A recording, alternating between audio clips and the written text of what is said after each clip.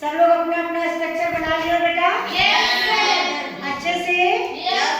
अब सूरज ही आप लोगों को सेल के बारे में बताएंगे, ठीक है?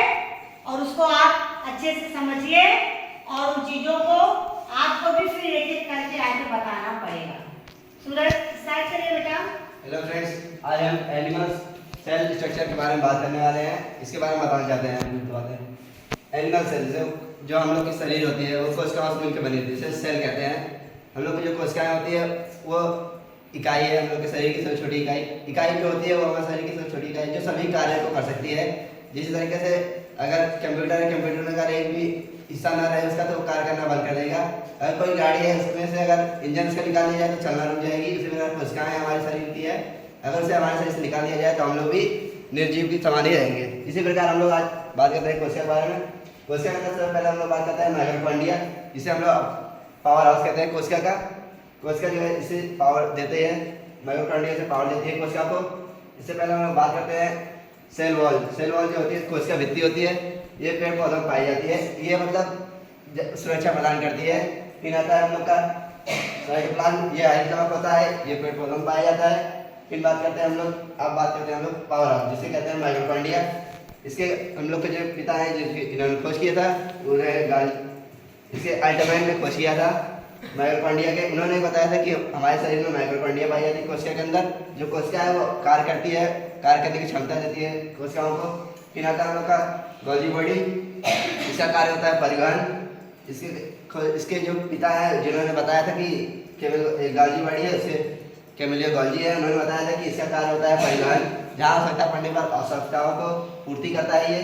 फिर आते हैं हम लोग सेंट्रोसोम, जिसे हम लोग तारक का कहते हैं। इसके बारे में हम लोग को बताए थे ओवरी जी, जिन्होंने इसकी खोज करता है। इसका कार्य होता है विभाजन। किसी भी अगर सबसे तेज विभाजन हम लोग के शरीर में लीवर में होता है और जो कि सबसे कम हम लोग को ब्रेन में होता है।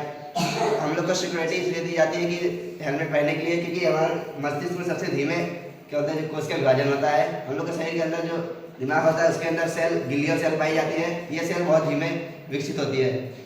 और फिर हम लोग बात करते हैं एंडोप्लाज्मिक रेटिकुलम, जिसे अंतःप्रदत्त जालिका कहते हैं। इसके दो भाग होते हैं, स्मूथ एंड रफ।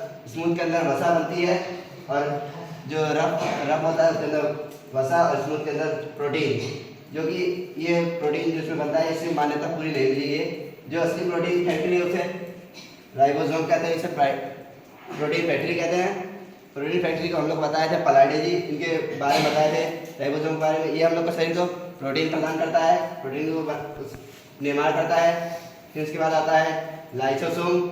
ये हमारे शरीर में जो कोशिकाएं होती हैं, जो कोशिकाएं अनियंत्रित हो जाती हैं या जो अविकसित हो जाती है उन्हें ये खाकर नष्ट कर देता है, उन्हें विकसित नहीं होने देता है। फिर हम लोग का जो कोशिकाएं हैं, सबसे बड़ी कोशिका की बात करते हैं हम लोग, जो कि है न्यूक्लियस।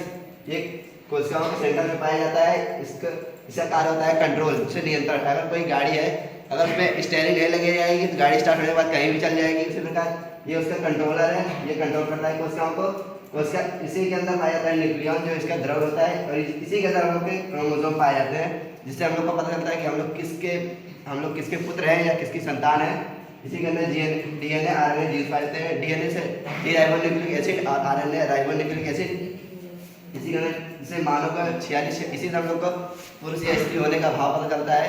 यही बताता है क्योंकि इसमें 46 में क्या होता है 22 23 जोड़े होते हैं, जो कि 44 जोड़े समान होते हैं, 2 जोड़े अलग होते हैं, भिन्न। धन्यवाद।